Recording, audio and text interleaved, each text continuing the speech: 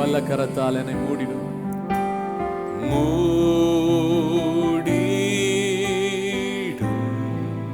Yes, வல்ல கரத்தால் அலைகள் மோதி துன்பம் வந்தும்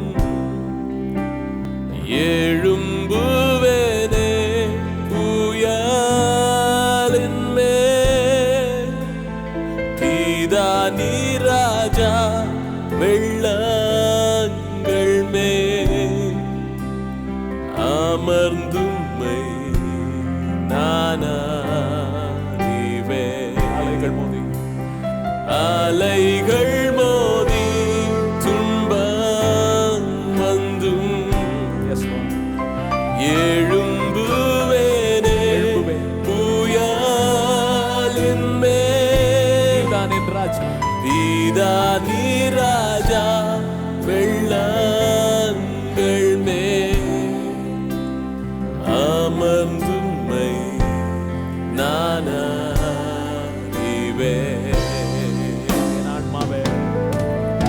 என் ஆன்மாவே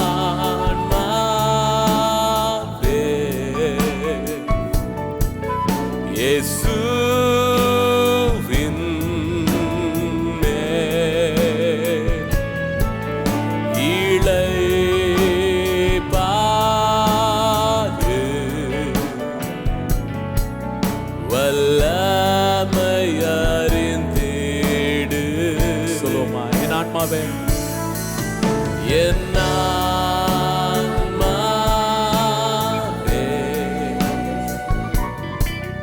இயேசுவின்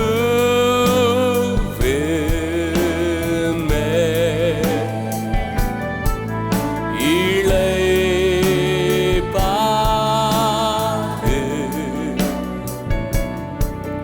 வல்லமையறிந்திடு. கரங்களை உயர்த்தி. அலைகள் மோதி துன்பம் வந்தும் எழும்புவேனே புயலின் மேல். தீதா நீராஜா வெள்ளங்கள் மேல் அமர்ந்தும்மை நானறிவேன். அலைகள் மோதி துன்பம் வந்தும் எழும்புவேனே புயலின் மேல். தீதா நீராஜா வெள்ளங்கள் மேல் அமர்ந்தும்மை நானறிவேன். அலைகள் மோதி துன்பம் வந்தும் எழும்புவேனே புயலின் மேல். தீதா நீராஜா வெள்ளங்கள் மேல் அமர்ந்தும்மை நானறிவேன். அமர்ந்தும்மை நானறிவேன்.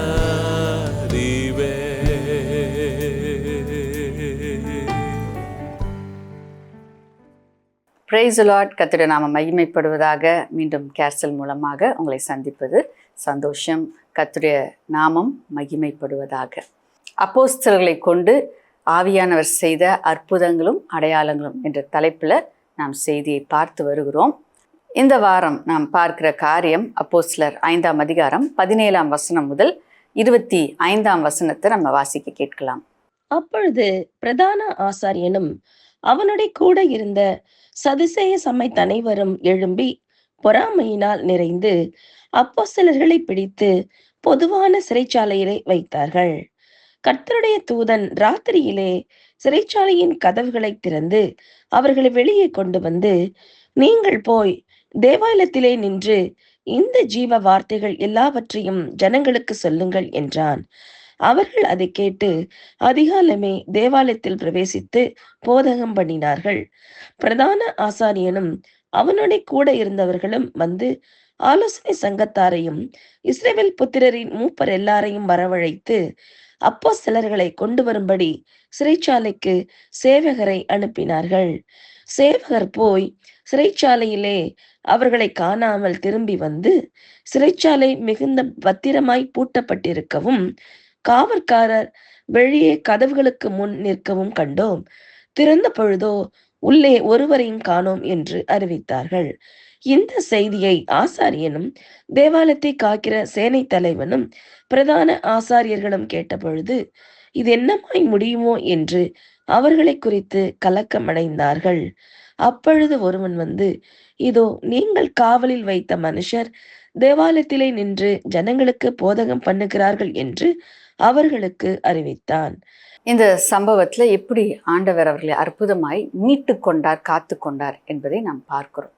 அப்ப இந்த சம்பவத்தின் மூலமாக நாம் அறிந்து கொள்கிற காரியம், அவர் நம்மோடு கூட இருக்கிறார். எந்த சூழ்நிலை மத்தியிலையும் அவர் நம் கூட இருந்து நம்மை மீட்டு காக்கிற தேவனாக இருக்கிறார். அதே போல அப்போஸ்தலர்களும் ஆண்டவருக்காக வைராக்கியமா அந்த இடத்துல நிற்கிறத நம்ம பார்க்குறோம்.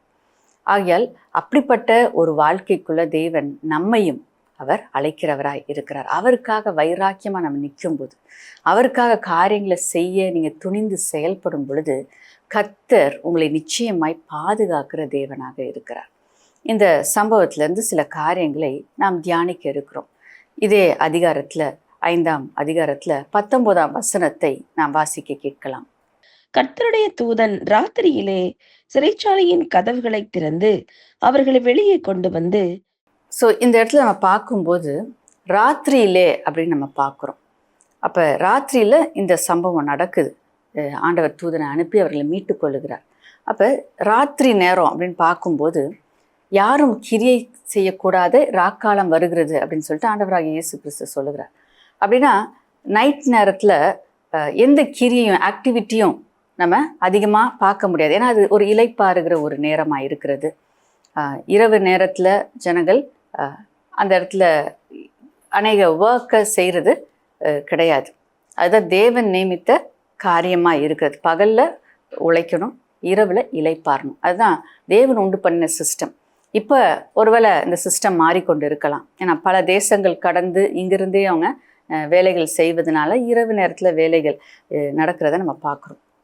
ஆனால் பொதுவாக நம்ம பார்க்கும்போது இரவு நேரத்தில் கிரியைகள் இல்லாத ஒரு நேரமாக அது இருக்கிறது. இன்னும் நம்ம பார்க்கும்போது இரவு நேரம் என்பது அந்த ஒரு இருள் சூழ்ந்த ஒரு நேரமாக இருக்கிறது. அது எதை குறிக்கிறது அப்படின்னு சொல்லிட்டு பார்க்கும்போது, அந்த நேரத்தில் லைட் இல்லாமல் நம்ம காரியங்களை செய்ய முடியாது. நம்ம ஒரு இடத்துக்கு நடந்து போகணும் அப்படின்னாலும் அந்த இரவு நேரத்தில் நமக்கு ஒரு வெளிச்சம் தேவையாக இருக்கிறது. அப்போ இருளான நேரம், இரவு நேரத்தில் அது கிரியை செய்யக்கூடாத ஒரு நேரமாக இருக்கிறது. அப்படிப்பட்ட நேரத்தில் உதாரணத்துக்கு நம்ம பார்க்கும்போது நம்முடைய வாழ்க்கையில் அந்த இரவு நேரத்தை போல ஒரு சூழ்நிலை உண்டா இருக்கும் என்றால், யாரும் கிரியை செய்யக்கூடாத ஒரு சூழ்நிலை, யாரும் உதவி செய்யக்கூடாத ஒரு சூழ்நிலை, யாருமே இந்த சூழ்நிலையிலேருந்து உங்களை மீட்டு எடுக்க முடியாது, இது யாராலும் முடியாது, எந்த டாக்டராலும் முடியாது, எந்த பணக்காரனாலும் முடியாது, எந்த ஒரு அதிகாரத்தில் இருக்கவங்களாலும் முடியாது. இப்படிப்பட்ட சூழ்நிலையில் நாம் இருந்தாலும், ஒரு இருள் சூழ்ந்த ஒரு சூழ்நிலை, யாரும் உதவி செய்ய முடியாத ஒரு சூழ்நிலை. ஸோ இப்படிப்பட்ட சூழ்நிலையில் இருந்தாலும் தேவன் அவர் இப்படிப்பட்ட இருளான நேரத்தில், யாரும் உதவி செய்ய முடியாத, கிரியை செய்ய முடியாத நேரத்தில் அவர் ஒருவர் கிரியை செய்கிற தேவனாக இருக்கிறார். மனிதர்களால் செய்ய முடியாத காரியத்தை தேவன் செய்கிறவராய் இருக்கிறார். ஆண்டவராகிய இயேசு கிறிஸ்துவால் செய்யக்கூடாத காரியம் என்று எதுவுமே இந்த உலகத்தில் இல்லவே இல்லை. இந்த சூழ்நிலை, இந்த இருளான சூழ்நிலை, யாரும் உதவி செய்ய முடியாத இந்த சூழ்நிலை, இதில் கர்த்தர் நிச்சயமாய் உதவி செய்கிறவராக இருக்கிறார். ஆகிய சோர்ந்து போகாதீங்க. இப்படிப்பட்ட இருளான சூழ்நிலை உங்கள் வாழ்க்கையில் இருக்குதா? இப்படிப்பட்ட நெருக்கமான சூழ்நிலை நீங்கள் இருக்கிறீங்களா? யாரும் உங்களுக்கு உதவி செய்ய முடியாத அப்படிப்பட்ட சூழ்நிலை நீங்கள் இருக்கிறீங்களா? கர்த்தர் உங்களுக்காக கிரியை செய்கிறவராக இருக்கிறார். கர்த்தர் உங்களுக்காக செயல்படுகிற தேவனாக இருக்கிறார். ஏனென்றால் அவர் இரவில் அவர் என்ன பண்ணுறது இல்லையா, தூங்குகிற தேவன் அல்ல. மனிதர்கள் உறங்குகிறது போல அவர் தூங்காமல் விழித்திருந்து நம்மீது கவனமுள்ளவராய் அவர் இருக்கிறார். வாசிக்க கேட்கலாம். சங்கீதம் 121 3-4 வசனங்கள். உன் காலை தள்ளாட ஒட்டார். உன்னை காக்கிறவர் உறங்கார். இதோ இஸ்ரவேலை காக்கிறவர் உறங்குவதுமில்லை, தூங்குகிறதும் இல்லை. அப்போ இங்கே பார்க்கும்போது அவர் உறங்குவதில்லை, அவர் தூங்குவதில்லைன்னு பார்க்குறோம். அவர் நம்முடைய காலை தள்ளாட ஓட்டார்.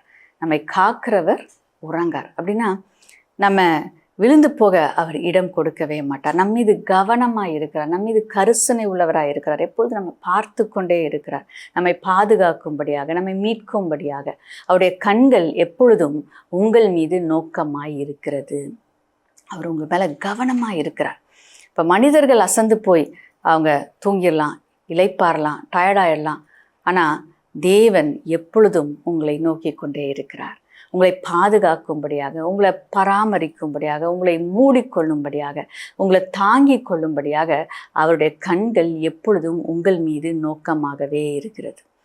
சில நேரத்தில் பிள்ளைங்க மேலே பெற்றோர்கள் எவ்வளோ கரிசனை உள்ளவர்களாக இருந்தாலும் அந்த பிள்ளைங்களை 24/7 அவங்களால பார்த்து கொண்டே இருக்க முடியாது.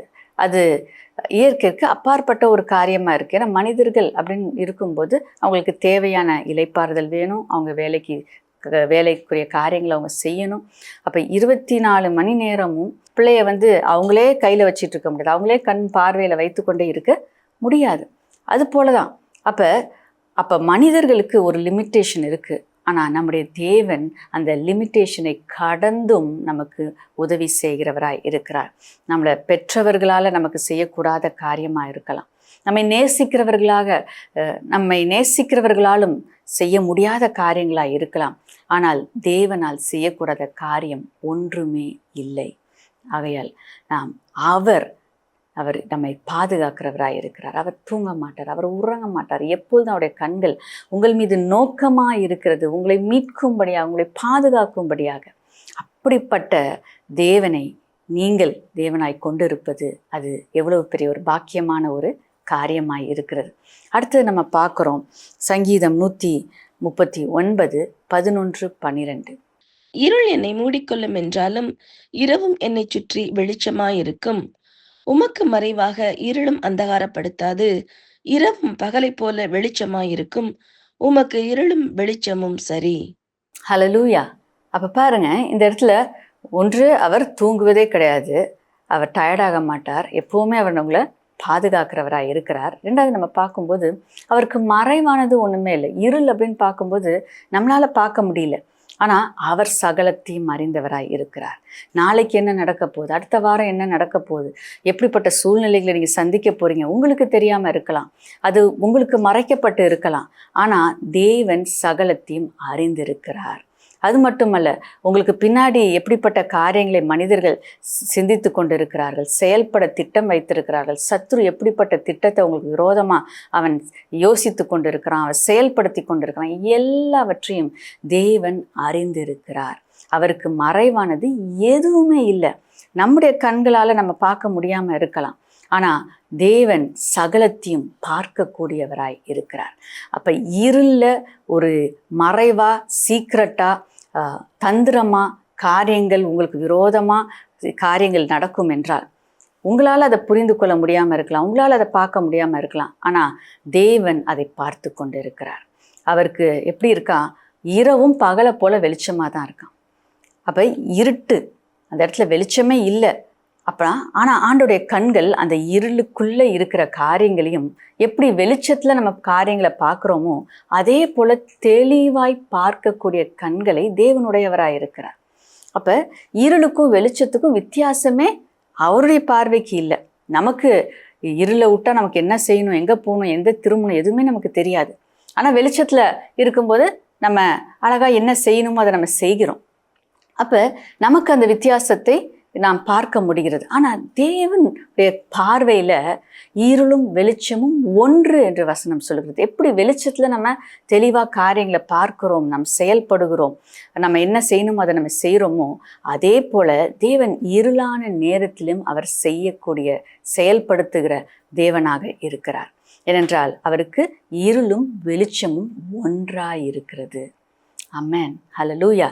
ஆகையால் நமக்கு தெரியலனா பரவாயில்ல, நம்ம எதிர்காலத்தில் என்ன நடக்க போகுது நமக்கு புரியலன்னா பரவாயில்ல, அவர் சகலத்தையும் அறிந்திருக்கிறபடினால் அவருடைய கரத்தில் எல்லாவற்றையும் நம்ம கொடுத்து விடும்போது, அவரை நம்பி அவர் கையை பிடிச்சிக்கிட்டு அவர் நம்மளை முன்னாடி கூட்டிகிட்டு போகும்போது கண்ணை மூடிட்டு அவர் பின்னாடியே போகிற அந்த அனுபவம், கண்ணை மூடிட்டுனா நமக்கு தெரியலனாலும் ஆண்டவர் நடத்துகிறார், அவர் நம்மளை நடத்துவார் என்று இருளாக இருக்கிற அந்த சூழ்நிலையின் மத்தியில், என்ன பண்ண போகிறோன்னு ஒரு கலக்கமாக இருக்கிற அந்த சூழ்நிலை மத்தியில் அவர் நம் கரத்தை பிடித்திருக்கிறார் என்ற நிச்சயத்தோடு நம்ம முன்னாடி அவரை பின்பற்றும் போது, ஏனென்றால் அவர் ஒரு ஃப்ளாஷ் லைட்டை போல அவருக்கு முன்பாக ஒளி இருக்கிறது, அவருடைய மகிமை இருக்கிறது. அப்போ இருள் இந்த மகிமைக்கு முன்பாக நிற்கவே முடியாது. அவர் சகலத்தையும் பார்க்கிறார், அவருக்கு தெரியும் இங்கே குழி இருக்குது, இப்படி போகக்கூடாது, இங்கே ஒரு தடை இருக்குது, ஒரு தடை கல் இருக்குது, இப்போ இதனை கடந்து போகணும் அப்படின்றத ஆண்டவர் அறிந்திருக்கிறார். ஆகையால் அழகாய் அவர் உங்களை நடத்துவார். நீங்கள் அவரை சார்ந்து கொண்டு அவரை பற்றி கொண்டு அவருடைய கரத்தை பிடித்து கொள்ளும்போது அவர் நேர்த்தியாய் உங்களை நடத்துகிற தேவனாக இருக்கிறார். ஏனென்றால் சகலத்தையும் அவர் அறிந்திருக்கிறார். அவருக்கு மறைவானது எதுவுமே இல்லை. இருளும் வெளிச்சமும் அவருக்கு ஒன்றாக இருக்கிறது. அப்போ அவரை நம்ம விசுவாசித்து அவரை நம்ம பின்பற்றும் போது எதை குறித்து நீங்கள் கவலைப்பட வேண்டிய அவசியம் இல்லை. உங்களுக்கு தெரியலனாலும் பரவாயில்ல, அவராக சகலத்தையும் அறிந்திருக்கிறார். ஆமென். அடுத்ததாக நம்ம பார்க்கிற காரியம், மீண்டும் அந்த 19ஆம் வசனத்தை நம்ம மீண்டும் வாசிக்கலாம். கர்த்தருடைய தூதன் ராத்திரியிலே சிறைச்சாலையின் கதவுகளை திறந்து அவர்களை வெளியே கொண்டு வந்து. அப்போ இப்போ பார்த்தோம் அந்த இருளான சூழ்நிலை குறித்து பார்த்தோம். அடுத்தது இங்கே நம்ம பார்க்குற காரியம், தேவன் என்ன பண்ணுறார், ஒரு தூதனை அனுப்புகிறார். அந்த இடத்துல இந்த சிறைச்சாலைக்குள்ளே இருக்கிறாங்க, ஒரு இருளான சூழ்நிலைக்குள்ளே இருக்கிறாங்க. நாளைக்கு என்ன நடக்க போகுது, என்ன தண்டனை கொடுக்க போகிறாங்க, எப்படி அவங்கள நடத்த போகிறாங்க, எதுவுமே தெரியாது. ஆனால் இப்படிப்பட்ட ஒரு சூழ்நிலை மத்தியில் தேவன் என்ன செய்கிறாராம், ஒரு தூதனை அனுப்பினார். ஹல்லேலூயா. தேவன் உங்களுக்காகவும் ஒரு தூதனை அனுப்புகிற தேவனாக இருக்கிறார். அவங்க சூழ்நிலை மத்தியில் அந்த இடத்துல மனிதர்கள் அங்கே வந்து, ஏன்னா அவங்க அடைக்கப்பட்டிருக்கிறாங்க, காவலில் இருக்கிறாங்க, அந்த காவலை தாண்டி அந்த சிறை கதவை தாண்டி யாராலையும் வந்து உதவி செய்ய முடியாத சூழ்நிலை. ஆனால் அப்படிப்பட்ட சூழ்நிலையிலையும் கர்த்தர் விடுவிக்க வல்லவர் என்பதை இந்த சூழ்நிலையிலிருந்து நம்ம அறிந்து கொள்ள முடியும். இப்படிப்பட்ட யாரும் அந்த இடத்துல பிரவேசித்து அவங்கள மீட்டுக்கொள்ள முடியாத அந்த இடத்துக்கு தேவன் ஒரு தூதனை அனுப்புகிறார். இன்னைக்கு உங்களுக்கு உதவி செய்யும்படியாக தேவன் ஒரு தூதனை அனுப்புகிறார். இப்போ இங்கே பார்க்குறோம், அப்போ தூதனுடைய ஒரு வேலை என்ன அப்படின்னு சொல்லிட்டு இந்த வசனத்தில் நம்ம பார்க்கும்போது, அவர்கள் ரட்சிக்கப்படுகிறவர்களுக்காக பணிவிடை செய்யும்படியாக அனுப்பப்பட்ட பணிவிடை ஆவிகளாய் இருக்கிறார்கள் அப்படின்றத நம்ம இங்கே பார்க்குறோம். அப்போ ரட்சிக்கப்படும்படியாக தேவன் நியமித்து வைத்திருக்கிற அவர்களுக்கு உதவி செய்யும்படியாக, ரட்சிப்புக்குள்ள அவங்கள நடத்தும்படியாக தூதர்கள் உதவியாக செயல்படுகிறவர்களாய் இருக்கிறார்கள். ஒரு பக்கம் நாம் மனிதர்கள் ஜனங்கள் ரட்சிக்கப்பட வேண்டும் அப்படின்னு சொல்லிட்டு நம்ம ஜெபிக்கிறோம், நாம் பிரயாசப்படுகிறோம், சுவிசேஷத்தை சொல்கிறோம், அவங்களுக்கு உதவி செய்கிறோம், வார்த்தைகளை சொல்லி உற்சாகப்படுத்துகிறோம். அதே நேரத்தில் தூதர்கள் என்ன செய்கிறாங்க, நமக்கு உதவியாக அவங்க ரட்சிக்கப்படும்படியாக அவர்கள் நம்மோடு இணைந்து செயல்படுகிறவர்களாக இருக்கிறாங்க, நமக்கு உதவி செய்யும்படியாக அவங்க காரியங்களை செய்கிறவர்களாக இருக்கிறாங்க. இப்போ நம்ம சொல்கிற வார்த்தை அவங்க புரிந்து கொள்ளும்படியாக அப்படிப்பட்ட ஒரு சூழ்நிலையை அவர்கள் ஏற்படுத்தி கொடுக்கிறார்கள். நம்ம சொன்ன சத்தியத்தை அவங்க இன்னும் ஆழமாய் புரிந்து கொள்ளும்படியாக, இன்னும் பல விதத்தில் அந்த சாட்சிகளை அவர்கள் கேட்கும்படியாக, நாம் சொன்னதை உறுதிப்படுத்தும்படியான சில செய்திகளை அவர்கள் கேட்கும்படியாக தூதர்கள் செயல்படுகிறவர்களாய் இருக்கிறாங்க. இன்னும் சில நேரத்தில் பார்க்கும்போது அவர்கள் பெற்றுக்கொள்ளும்படியாக அந்த சுவிசேஷ வார்த்தையை அவங்க இருதயத்தில் பெற்றுக்கொள்ளும்படியாக அவர்கள் இருதயம் திறப்பதற்காக முன்பாகவே அவங்க சில சூழ்நிலைகளை ஏற்படுத்துகிறார்கள். அப்போ இப்படிப்பட்ட கிரியைகளை செய்யும்படியாக தூதர்கள் அங்கே நமக்காக கொடுக்கப்பட்டு இருக்கிறாங்க. இப்போ ரட்சிக்கப்படும்படியாக நம்ம என்னெல்லாம் ஸ்டெப்பு எடுக்கிறோமோ, ரட்சிப்புக்காக மனிதர்கள் மீட்கப்பட வேண்டும் என்று சொல்லி என்னெல்லாம் நம்ம பிரயாசம் எடுக்கிறோமோ, அப்போ நம்மோடு இணைந்து நமக்கு உதவி செய்யும்படியாக அவர்கள் ரட்சிக்கப்படுவதற்காக அவர்களும் இணைந்து செயல்படுகிற தூதர்களாக இருக்கிறார்கள். அப்போ ரட்சிக்கப்படுவதற்காக நியமிக்கப்பட்டவர்களுக்கு தூதனை தேவன் நியமித்திருக்கிறார், அவர்களுக்காக செயல்படும்படியாக. இப்போ ஒருத்தருக்காக நம்ம ஜெபிக்கிறோம் அப்படின்னா அவங்களுக்குன்னு அலாட் பண்ண தூதன் வந்து நம்மோடு இணைந்து அவங்க ரட்சிப்புக்கு ஏதுவான கிரியை செய்கிறார். இப்போ இன்னொருத்தவங்களுக்காக நம்ம ஜெபிக்கும் போது அவர்களுக்காக நியமிக்கப்பட்ட தூதன் நம்மோடு இணைந்து அந்த கிரியைகளை செய்கிறார். அப்போ ஒவ்வொருவருக்கும் தேவன் ஒரு தூதனை ஏற்படுத்தி வைத்திருக்கிறார். அதே போல ரட்சிக்கப்பட்ட நமக்கு உதவியாக தேவன் நம்ம ஒவ்வொருவருக்கும் ஒரு தூதனை ஏற்படுத்தி வச்சிருக்கிறார். வாசிக்க கேட்கலாம். மத்தேயு 18:10. இந்த சிறியரில் ஒருவனையும் அற்பமாய் எண்ணாதபடிக்கு எச்சரிக்கையாயிருங்கள். அவர்களுக்குரிய தேவ தூதர்கள் பரலோகத்திலே என் பரமபிதாவின் சமூகத்தை எப்போதும் தரிசிக்கிறார்கள் என்று உங்களுக்கு சொல்லுகிறேன். ஆமென். அப்ப இங்க நம்ம பார்க்கிறோம் அவர்களுக்குரிய தேவ தூதன். அப்ப ஒவ்வொருவருக்கும் ஆண்டவர் தூதனை நியமித்து வைத்திருக்கிறார். அப்ப அந்த தூதர்கள் உங்களுக்கு உதவி செய்யும்படியாக, உங்களுக்கு நன்மை செய்யும்படியாக, உங்களுக்கு பாதுகாப்பை கொடுக்கும்படியாக அவர்கள் அந்த இடத்துல செயல்பட்டு கொண்டே இருக்கிறாங்க. அப்படிப்பட்ட சூழ்நிலைகளை அவங்க ஏற்படுத்தி கொண்டே இருக்கிறார்கள். ஆகையால் உங்களுக்காக ஒரு தூதன் தேவன் வைத்திருக்கிறார். எப்படி அவர்களை ஒரு தூதனை அனுப்பி தேவன் விடுவித்தாரோ அதே போல உங்களை விடுவிக்கும்படியாக தேவன் உங்களுக்காக ஒரு தூதனை நியமித்திருக்கிறார். உங்களுக்காக காரியங்களை செய்யும்படியாக, உங்களை பாதுகாக்கும்படியாக உங்களுக்காக தூதனை தேவன் வைத்திருக்கிறார். அப்போ உங்களுக்குன்னு ஸ்பெசிஃபிக்காக ஒரு தூதன் இருக்கிறார். அப்போ அந்த தூதனை தேவன் உங்களுக்கு ஒரு பாதுகாப்பாக வைத்திருக்கிறார். அப்போ நம்ம ஒவ்வொருவருக்கும் தேவன் ஒரு தூதனை நியமிச்சிருக்கிறார். ஒரு பர்சனல் செக்ரட்டரியாக நம்மளுக்குரிய காரியங்களை எல்லாம் பார்த்து கொள்ளத்தக்கதாக அப்படிப்பட்ட ஒரு தூதன் நம்ம கூடவே இருக்கிறார். அதை நம்ம அறிந்து கொண்டு அந்த தூதனுடைய அந்த பணிவிடையை நாம் பெற்றுக்கொள்ளும் போது தேவன் நமக்காக வைத்திருந்த அந்த நிறைவான பலனை சுலபமாக நம்ம பெற்றுக்கொள்ள முடியும். ஸோ இந்த வெளிப்பாடை நீங்கள் ஒவ்வொருவரும் பெற்றுக்கொள்வீர்களாக. ஸோ இதுக்கப்புறம் நம்ம பார்க்கும்போது மீண்டும் 19 நம்ம வாசிக்கலாம். கர்த்தருடைய தூதன் ராத்திரியிலே சிறைச்சாலையின் கதவுகளை திறந்து அவர்களை வெளியே கொண்டு வந்து. அப்ப இங்க நம்ம பார்க்கிறோம் கர்த்தர் என்ன செய்கிறார்? சிறைச்சாலையின் கதவு, மூடப்பட்ட கதவை திறந்து விடுகிற தேவனாக இருக்கிறார். இப்ப எப்படிப்பட்ட மூடப்பட்ட கதவுகள் உங்களுக்கு முன்பாக இருந்தாலும் தேவன் அப்படிப்பட்ட கதவுகளை திறக்கிற தேவனாக இருக்கிறார். அவர் திறந்து விடுகிற தேவனாக இருக்கிறார். இவங்க சூழ்நிலையில இந்த ஆசீர்வாதத்துக்கு தடையா ஏதோ ஒரு கதவு மூடப்பட்டிருக்கா, கர்த்தருடைய வல்லமை வெளிப்படும் போது அந்த கதவு திறக்கும். அநேக நாள் சில ஆசீர்வாதம் தடையா இருக்கா, கர்த்தருடைய வல்லமையினால் அந்த கதவு திறக்கும். பலவீனம் உங்களை நெருக்கி கொண்டிருக்கு, சுகத்தை நீங்கள் பெற்றுக்கொள்ள முடியாதபடிக்கு ஒரு தடை இருக்குதா, இயேசுவின் நாமத்தினால் அந்த தடை நீங்கும், அந்த மூடப்பட்ட கதவு திறக்கும்.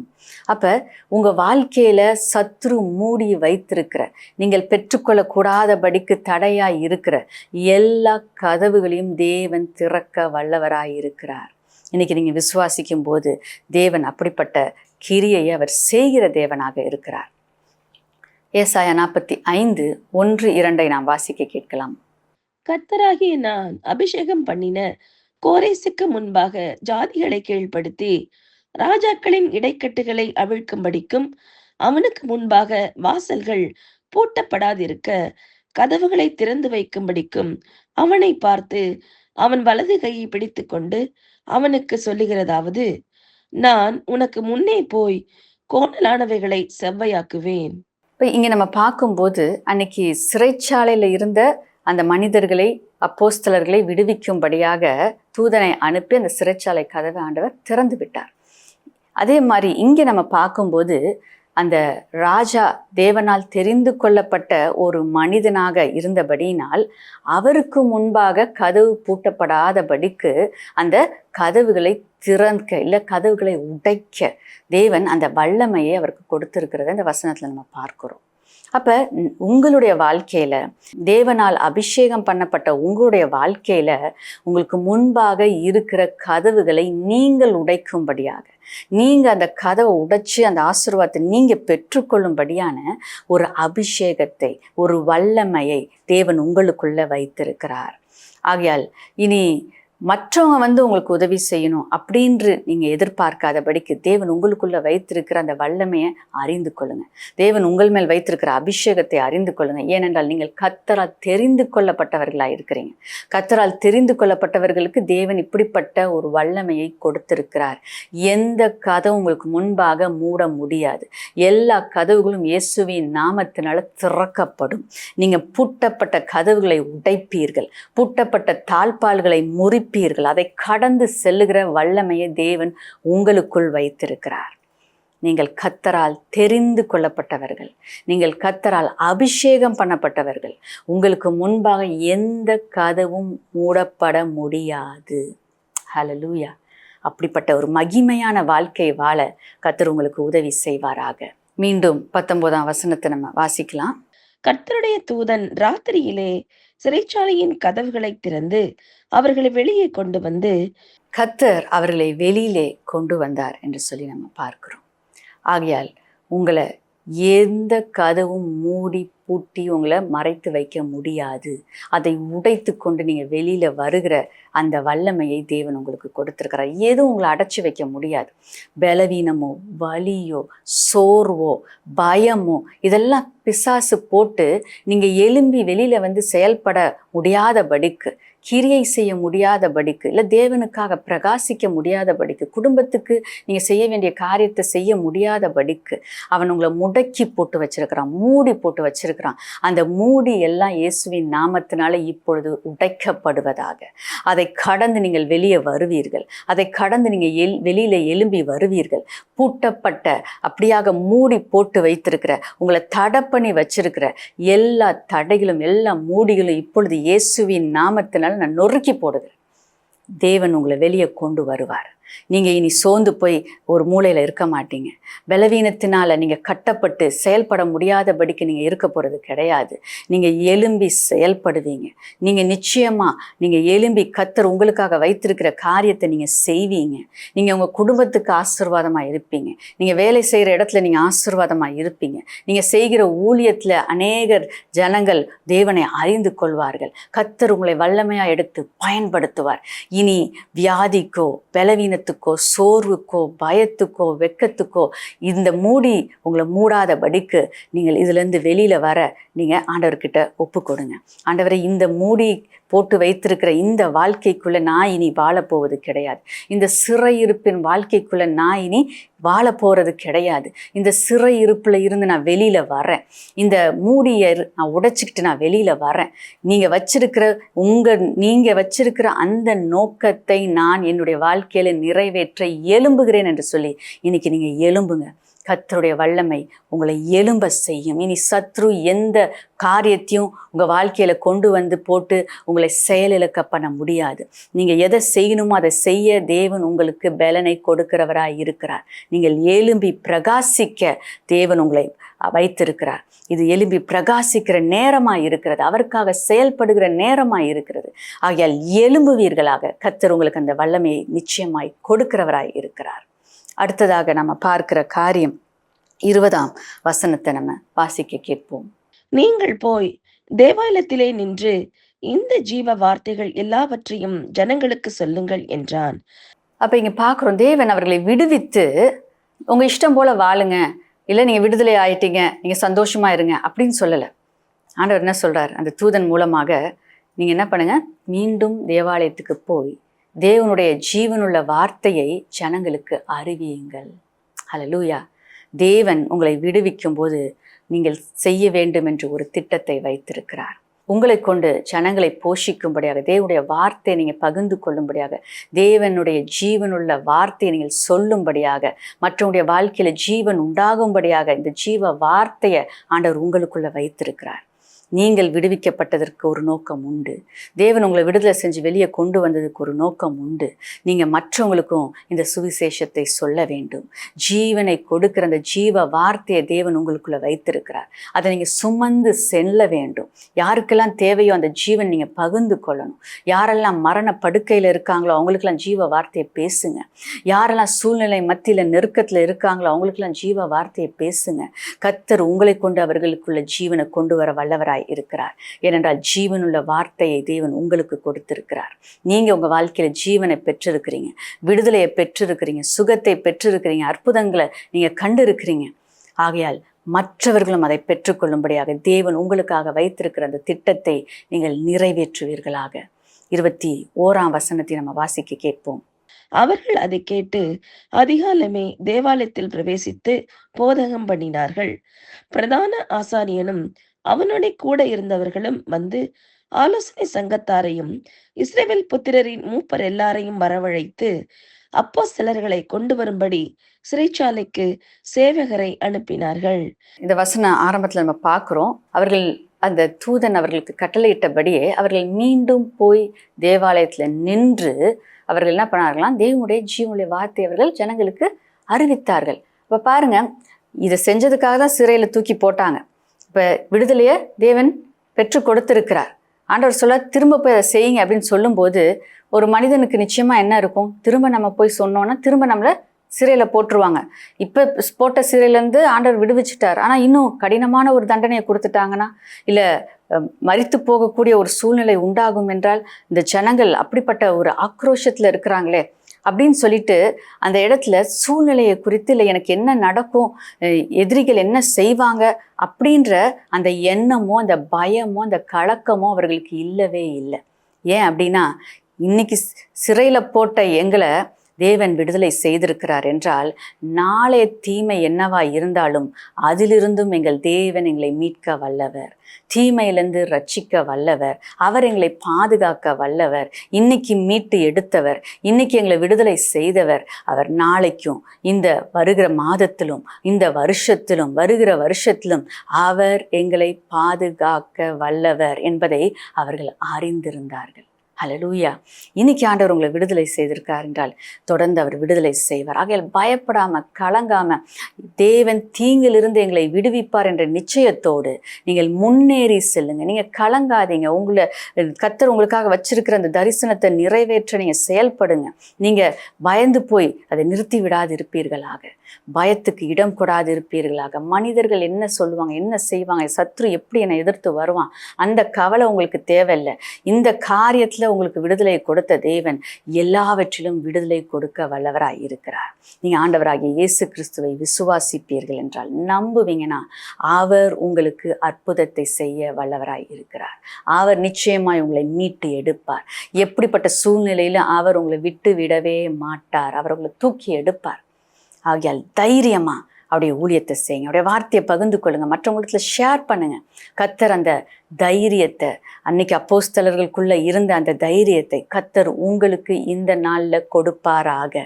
எனக்கு அந்த தைரியம் வேணும் ஆண்டவரே, நான் எழும்பி உங்களுக்காக செயல்படணும் என்று சொல்லி வாஞ்சையோடு அவரிடத்துல கேளுங்க.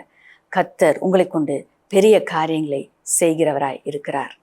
அதற்கு பேதுருவும் மற்ற அப்போஸ்தலரும், மனுஷருக்கு கீழ்ப்படிவதை பார்க்கிலும் தேவனுக்கு கீழ்ப்படுகிறதே அவசியமாய் இருக்கிறது.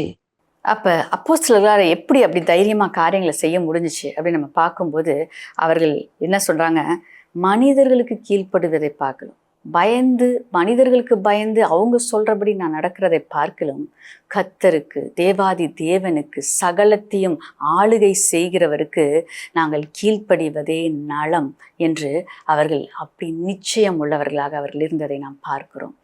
அந்த நிச்சயத்தின்படியாக கர்த்தர் அவர்களை மீட்டு கொண்டார், அவர்களை வழி நடத்தினார். ஆகையால் உங்களுக்குள்ளும் இப்படிப்பட்ட தைரியம் உண்டாவதாக. மனிதர்களை பார்த்து அவங்க என்ன நினைச்சுப்பாங்க, இவங்க என்ன சொல்லுவாங்க, அந்த மனிதனை பிரியப்படுத்துகிற எண்ணம் இல்லாத, மனிதனுக்கு பயந்து காரியங்களை செய்கிற அந்த காரியம் இன்னிலிருந்து உங்களை விட்டு வெளியே போவதாக. ஒரு அசாதாரண அந்த தைரியத்தை கர்த்தர் உங்களுக்கு கொடுப்பாராக. மற்றவங்களுக்கு முன்பாக இயேசு என்கிற நாமத்தை அறிக்கை செய்கிற வல்லமையை தேவன் உங்களுக்கு கொடுப்பாராக.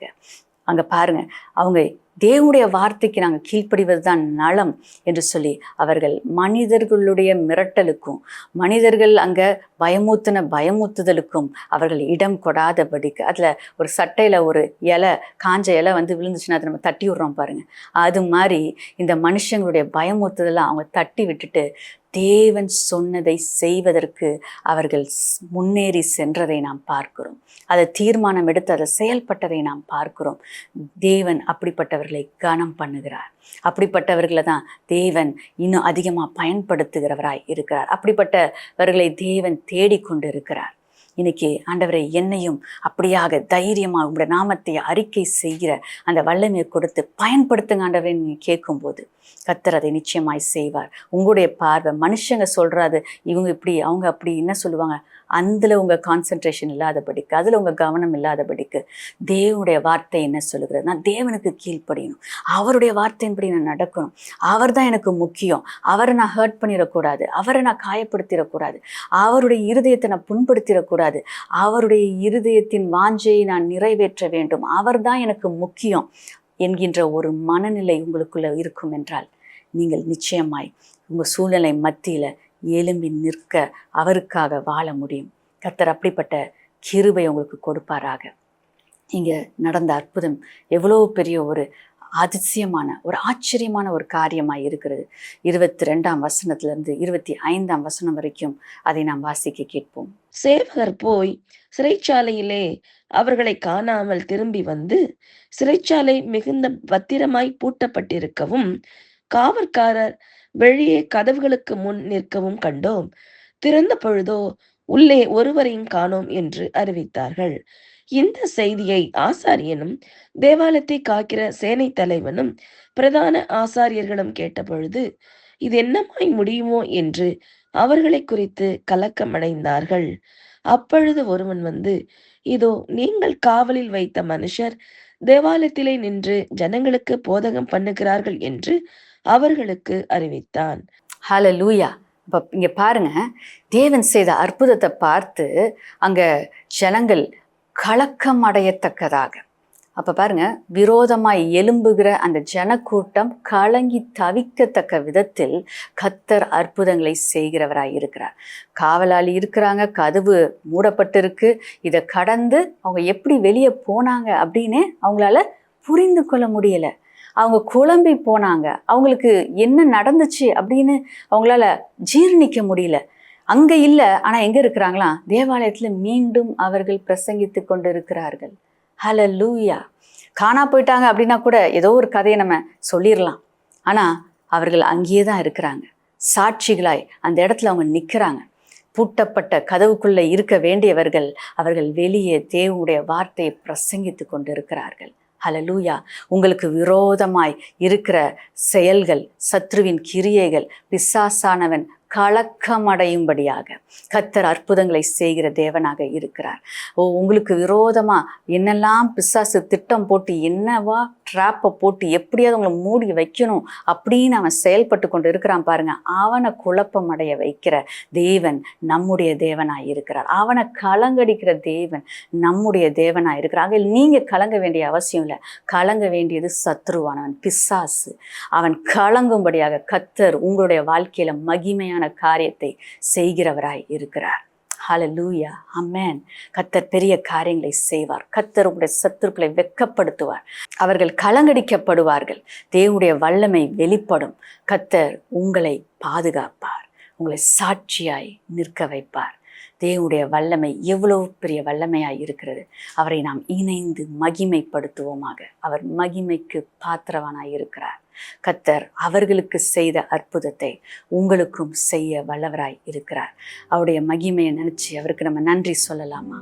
ஸ்தோத்திரம் அப்பா, உமக்கு நன்றி செலுத்துகிறோம் அப்பா. நீர் எவ்வளவு வல்லமை உள்ள தேவன், சர்வ வல்லமை உள்ள தேவன் அப்பா. கர்த்தாவே, உம்மால செய்யக்கூடாத காரியம் ஒன்றும் இல்லை.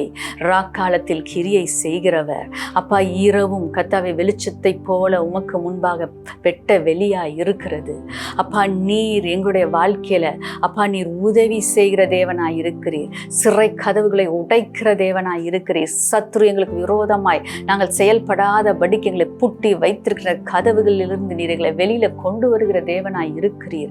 பயங்கள், கலக்கங்கள், வியாதிகள், படுக்கைகள் இருந்து அப்பா நீர் ஜனங்களை விடுதலை செய்கிறதற்காக நன்றி. இந்த நேரத்துல அன்னைக்கு வெளிப்பட்ட அந்த வல்லமை இப்பொழுது ஒவ்வொருடைய வீடுகளுக்குள்ளும், ஒவ்வொருடைய அறைகளுக்குள்ளும், ஒவ்வொருடைய சரீரத்துக்குள்ளும், ஒவ்வொரு ஒவ்வொருடைய சிந்தனைக்குள்ளும் இப்பொழுது பாய்வதாக. கட்டுகள் இயேசுவின் நாமத்தினால் கட்டு அவிழ்க்கப்படுவதாக. சிறை கதவுகள் இயேசுவின் நாமத்தினால் திறக்கப்படுவதாக. இனி ஒருவரும் பூட்டப்பட்ட கதவுக்குள்ளே இருக்க போவது கிடையாது. இயேசுவின் நாமத்தினால் அவர்கள் வெளியில வந்து விடுதலையாய் உம்மை மகிமைப்படுத்த போறாங்க. உமக்கு சாட்சியா நிற்க போறாங்க. அப்படிப்பட்ட வல்லமை இந்த நேரத்துல இந்த நேரத்துல நீங்க ஒவ்வொருவருக்குள்ளேயும் அனுப்பி கொண்டிருக்கிறதற்காக நன்றி. எல்லா கதவுகளையும் உடைக்கத்தக்கதான வல்லமை அவங்களுக்குள்ள நீங்க வச்சிருக்கிறீங்க என்பதை இந்த நேரத்துல நீங்க வெளிப்படுத்தி உங்களுடைய வல்லமையை அவர்கள் தங்களுடைய வாழ்க்கையில காணும்படியாக அந்த அபிஷேகம் பண்ணப்பட்டு இருக்கிறோம். நான் தேவனுடைய பிள்ளை, நான் தேவனால் தெரிந்து கொள்ளப்பட்டு இருக்கிறேன் என்பதை அறிந்து கொண்டு எழும்புவார்களாக. இன்றைக்கு எழும்பி பிரகாசிக்கத்தக்கதான கிருபையை ஆவியானவர் நீர் ஒவ்வொருவருக்கும் நீர் கொடுப்பீராக ராஜா. பெரிய அற்புதங்களை செய்து சாட்சியா நீர் நிற்க வைப்பீராக. அப்பா, உம்முடைய நாமத்தை மகிமைப்படுத்த, உம்மை உயர்த்த, ஒவ்வொருவரையும் ஒரு சாட்சியாக, விடுவிக்கப்பட்ட ஜனமாக, தைரியமாக உம்மை குறித்து சொல்லத்தக்கதாக அசாதாரணமான தைரியத்தை இந்த நேரத்தில் ஆவியானவர் ஒவ்வொருவருக்கும் கொடுத்து சாட்சியாக உம்முடைய நாமம் மகிமைக்காக நீங்கள் நிலைநிறுத்துவீராக என்று நாங்கள் ஜெபிக்கிறோம். அப்பா, நீர் செய்கிறதற்காக நாங்கள் நன்றி செலுத்துகிறோம். இயேசுவின் நாமத்தில் பிதாவே, ஆமென். நம்ம சேர்ந்து சொல்லலாம். என் ஆத்துமாவே கர்த்தரை ஸ்தோத்திரி, என் முழு உள்ளமே அவருடைய பரிசுத்த நாமத்தை ஸ்தோத்திரி. என் ஆத்துமாவே கர்த்தரை ஸ்தோத்திரி, அவர் செய்த சகல உபகாரங்களையும் மறவாதே. ஆமென். கர்த்தர் இன்னைக்கு உங்களை விடுதலை செஞ்சிருக்கிறார். சாட்சியாய் அவருக்கு மகிமையாய் நிலை நிற்பீர்களாக. God bless you.